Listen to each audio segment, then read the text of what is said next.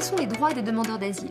Ces droits puisent leur source dans 3 types de normes juridiques: internationales, européennes et nationales, ces dernières incorporant d'ailleurs les 2 premières.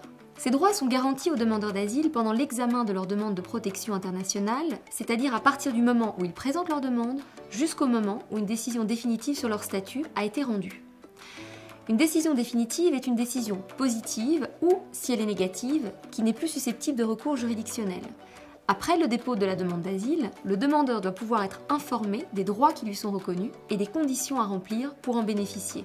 Pendant l'instruction de la demande, le demandeur d'asile bénéficie de conditions matérielles d'accueil dont les normes minimales ont été fixées par une directive européenne. Il est en principe hébergé dans un centre d'accueil pour demandeurs d'asile ou dans une structure dédiée où il bénéficie d'un accompagnement social, juridique et administratif. À défaut de place disponible, il est inscrit sur liste d'attente et peut être orienté vers des solutions provisoires d'hébergement dans une structure collective ou un hôtel. Il reçoit également une aide financière sous forme d'allocation mensuelle qui s'élève en France à un montant journalier de 6,80 € pour une personne seule, à 17 € pour un couple avec 2 enfants, moyennant le respect de certaines conditions, dont le fait d'avoir accepté les solutions d'hébergement proposées. Sur le plan médical, il bénéficie de l'accès à la protection universelle maladie, qui lui offre en France une couverture médicale étendue, éventuellement couplée à une protection complémentaire, lui assurant une prise en charge complète de ses frais de santé.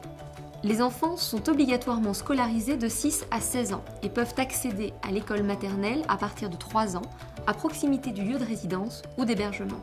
En ce qui concerne l'accès au marché du travail, le demandeur d'asile n'a pas le droit de travailler au cours des 9 premiers mois suivant l'enregistrement de la demande d'asile. Passé ce délai, l'accès au marché du travail peut être autorisé lorsqu'il n'a toujours pas été statué sur sa demande. En principe, il a le droit de se maintenir sur le territoire jusqu'à la décision définitive. Ces standards, largement inspirés du droit international et européen, visent à garantir un niveau de vie digne aux demandeurs d'asile, équivalent dans tous les États membres.